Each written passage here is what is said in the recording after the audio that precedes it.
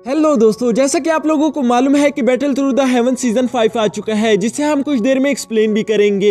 लेकिन इससे पहले कि हम इस सीजन को स्टार्ट करें, मैं आप लोगों को पहले ही बता देना चाहता हूँ कि आप लोगों को ये कहानी सुनी सुनाई लगेगी और आपको लगेगा जैसे कि ये हम पहले भी देख चुके हैं, जबकि ये बात सच है क्योंकि ये सीजन 5 रीबूट है, यानी कि पिछले 4 सीजन को कंबाइन करके एक सीजन बना दिया गया है। इस सीजन 5 में आपको पिछले 4 सीजन की छोटी सी स्टोरी देखने को मिलेगी ताकि आप लोग सीजन 6 के लिए रेडी हो सको। तो चलो बिना टाइम जाया किए हमारी इस अमेजिंग एक्सप्लेनेशन वीडियो को शुरू करते हैं। ये कहानी शुरू होती है हमारे मास्टर याओ चेन से, जो कि एक ईवल आदमी को रोकने की कोशिश कर रहे थे। वो ईवल आदमी जिसका नाम मुगन था, वो हमारे मास्टर याओ चेन से कहता है कि उस टेक्निक को मेरे हवाले कर दो, लेकिन हमारा मास्टर याओ चेन उससे कहता है कि नहीं, तुम फान स्किल्स के काबिल नहीं हो, मैं वो स्किल्स तुम्हारे हवाले नहीं करूंगा।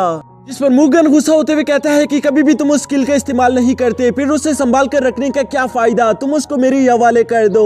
और ये कहते साथ ही वो मास्टर याओ चेन पर अटैक करना शुरू कर देता है, जिसके बाद हम देखते हैं कि इन दोनों के दरमियान एक खतरनाक युद्ध शुरू हो गया था। यहाँ इस बैटल में हमारे मास्टर याओ चेन बहुत ही आसानी के साथ मुगन का सामना कर रहे थे कि तभी मुगन इस मौके का फायदा उठाते हुए बड़ी तेजी के साथ मास्टर याओ चेन के डेसिबल पर अटैक कर देता है ताकि वो उन्हें जान से मार सके। इस बात का अंदाजा जैसे ही मास्टर याओ चेन को होता है, वो बड़ी तेजी के साथ जाकर अपनी डेसिबल के सामने खड़े हो गए थे, जहां वो अपने सामने एक शील्ड बना लेते हैं ताकि वो अपनी डेसिबल की जान बचा सके। लेकिन हमें यहाँ पे मालूम होता है कि ये सारी मुगन की एक चाल थी, क्योंकि हम देखते हैं कि मास्टर याओ चेन का डेसिबल ही अपनी तलवार को मास्टर की पीठ में घुसा देता है, जिस पर मास्टर याओ चेन काफी ज्यादा हैरान हो गए थे। वो हैरान होते हुए अपने डेसिबल से सवाल करते हैं कि तुमने ऐसा क्यों किया, जिस पर उसका डेसिबल जवाब देता है कि मैंने आपके साथ इतना वक्त गुजारा, लेकिन कभी भी आपने वो फान स्किल्स मुझे नहीं पास की। आप हमेशा से वो स्किल्स मुझसे छुपाते रहे ताकि मैं एक स्ट्रॉन्ग वॉरियर ना बन सकूं। और ये कहते साथ ही वो अपने मास्टर याओ चेन को खाई से नीचे गिरा देता है, जबकि दूसरी तरफ मास्टर याओ चेन काफी ज्यादा इमोशनल हो गए थे। उनका इरादा कभी भी ऐसा नहीं था, वो बस अपने डेसिबल की जान बचाना चाहते थे। और इसी वजह से हम देखते हैं कि मास्टर याओ चेन की आंखों में आंसू आ जाते हैं, जिसके बाद हम देखते हैं कि मास्टर याओ चेन अपनी स्पिरिट सोल को एक रिंग में कैद कर लेते हैं। और इसी के साथ सीन शिफ्ट होकर प्रेजेंट में आ गया था, जहाँ हमें याओ फैमिली के एक टैलेंटेड बच्चे के बारे में बताया जाता है कि उसने छोटी उम्र में ही बहुत बड़ा लेवल हासिल कर लिया था, लेकिन एक रात पता नहीं उसे क्या हो गया, जिसके बाद से वो अपनी पावर्स और लेवल को कंट्रोल नहीं कर पा रहा था। और इसी तरह धीरे धीरे करके उसका लेवल भी काफी ज्यादा कम हो जाता है, जिसकी वजह से धीरे धीरे करके उसको पूरी फैमिली बेकार समझना शुरू हो जाती है और आसपास के लोग भी उसका मजाक बनाना शुरू हो गए थे। यहाँ हम काफी वक्त बाद पहली दफा जियावियान को देखते हैं, जो कि अपने फादर से मिलने के लिए जा रहा था कि तभी उसको अपने फैमिली मेंबर्स की बात सुनाई देती है। उसके फैमिली मेंबर उसके फादर से कह रहे थे कि जियावियान अब किसी काम का नहीं रहा, उस पर बेवजह खर्चा करना बंद करो, तुम हमारे रिसोर्सेज उस पर यूं ही जाया नहीं कर सकते। अगर उसकी शादी नालान यारन से नहीं हो रही होती तो शायद हम उसको फैमिली से भी निकाल देते।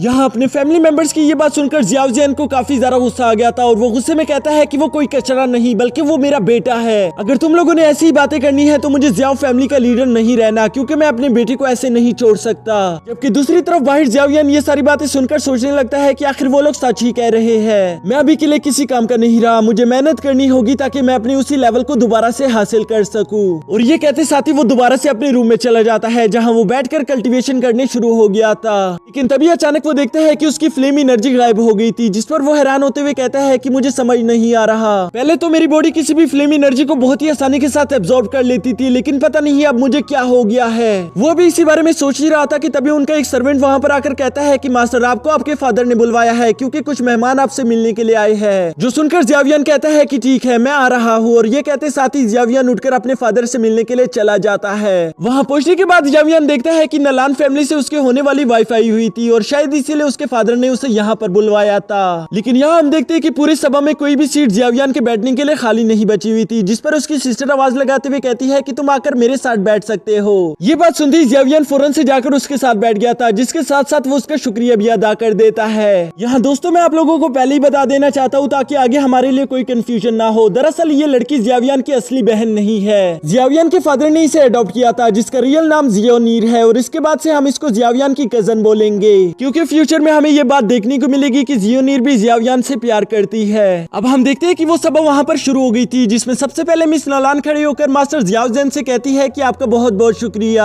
कि आपने मुझे यहाँ पर आपके सामने खड़े होने की इजाजत दी, लेकिन मैं आपसे यहाँ पर एक जरूरी बात करने के लिए आई हूँ। जिस पर जियाओ जियान कहते हैं कि तुम हमारी होने वाली बहू हो, तुम कुछ भी बोल सकती हो और उसके अलावा तो मैं तुम पर फख्र महसूस करता हूँ। वैसे भी तुमने इतनी कम उम्र में इतनी ज्यादा अचीवमेंट हासिल करके अपने दादा अब्बू का नाम तो रोशन कर ही दिया है। मुझे तुम पर काफी ज्यादा फख्र महसूस होता है। यहाँ अपनी ऐसी तारीफें सुनकर हम देखते हैं कि मिस नालान काफी ज्यादा एम्बेरेस्ड हो गई थी, क्योंकि वो यहाँ पर जो बात करने के लिए आई थी शायद उससे ज़ियाउज़ेन काफी ज्यादा गुस्सा हो जाए, और शायद इसी वजह से वो ये बात करने से हिचकिचा भी रही थी कि तभी उसका मास्टर खड़ा होकर कहता है कि शायद मुझे बात कर लेनी चाहिए। वो ज़ियाउज़ेन के सामने काफी ज्यादा इज्जत के साथ झुकते हुए कहते हैं कि हम लोग यहाँ पर आए हैं ताकि हम आपके बेटे के बारे में बात कर सके। ये सुनकर ज़ियाउज़ेन थोड़ा सा हैरान जरूर हो गया था, लेकिन वो उनसे कहता है कि तुम बोलो, मेरे बेटे के बारे में तुम लोग क्या कहना चाहते हो। यहाँ मास्टर गाई कहते हैं कि जैसा आप लोग पहले से ही जानते हो कि ज़ियावियान की क्या कंडीशन चल रही है, लेकिन इससे भी ज्यादा मुश्किल की बात यह है कि मिस नलान अपने आगे की ट्रेनिंग को कंटिन्यू रखना चाहती है, जो कि ज़ियावियान के साथ रिश्ते होते हुए वो आगे नहीं कर पाएगी। तो इसलिए हम चाहते हैं कि आप लोग मिस नलान और ज़ियावियान के बीच में होने वाली शादी को डिसॉल्व कर दे, यानी कि हम लोग चाहते हैं कि आप लोग इस शादी को तोड़ दो।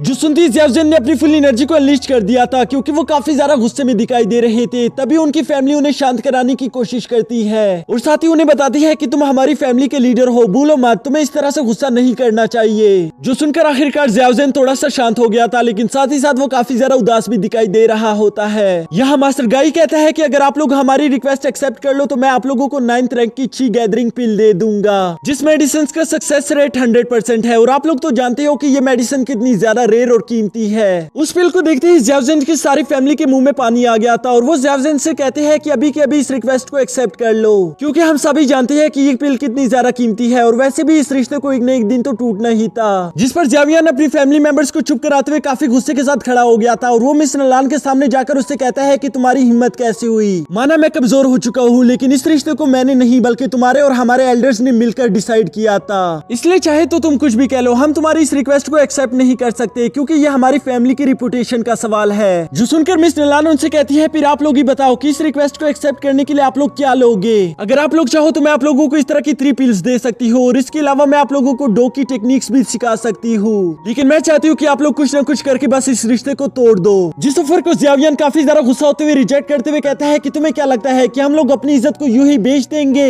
मेरी बात सही है कि मैं बेकार हो चुका हूँ, मुझ में अब कोई पावर्स नहीं रही, लेकिन मेरे फादर का क्या? तुम्हारी इन रिक्वेस्ट के बाद वो अपनी फैमिली को लीड कैसे करेंगे? उनकी क्या इज्जत रह जाएगी? मैं ऐसा होने नहीं दे सकता। यहाँ ज़ियावियान के बार बार मना करने की वजह से मिस नलान को भी अब काफी ज्यादा गुस्सा आ गया था, और वो गुस्सा होते हुए कहती है, फिर ठीक है, मैं इस बात को यहीं पर छोड़ रही हूँ, लेकिन मैं आज से 3 साल बाद के लिए तुम्हें चैलेंज करती हूँ। 3 साल बाद हम दोनों के दरमियान एक फाइट होगी। अगर मैं उस फाइट को जीती तो हमारे बीच ये रिश्ता खत्म हो जाएगा, और अगर बदकिस्मती से तुम जीत गए तो मैं तुमसे वादा करती हूँ कि मैं पूरी जिंदगी तुम्हारी गुलाम बनने के लिए तैयार हूँ। जिस पर ज़ियावियान भी काफी ज्यादा गुस्सा होते हुए कहता है कि मुझे तुम जैसी लड़की की कोई जरूरत नहीं, बस मैं अपने फादर के लिए ये सब साबित करना चाहता हूँ। वो बड़ी तेजी के साथ जाकर वहां पर एक कागज और कलम उठाते हुए एक कॉन्ट्रैक्ट साइन बना लेता है, जिसको उसने अपने खून से साइन कर दिया था। साथ ही वो उस कॉन्ट्रैक्ट को मिस नलान के मुंह पर फेंकते हुए कहता है कि ये रहा तुम्हारा कॉन्ट्रैक्ट, अगर 3 साल बाद मैं तुमसे हार गया तो मैं तुम्हें हमेशा के लिए आजाद कर दूंगा, लेकिन अगर मैं जीत गया तो तुम्हें मेरी फैमिली से माफी मांगनी होगी। और इसी पल से इन दोनों के दरमियान ये 3 ईयर कॉन्ट्रैक्ट साइन हो जाता है, जिसके साथ ही हमारा यह एपिसोड भी यहीं पर खत्म हो गया। दोस्तों, इसका नेक्स्ट एपिसोड भी अभी 1.5 घंटे बाद मैं अपनी इसी चैनल पर अपलोड कर दूंगा, तो उसे देखना मत भूलना।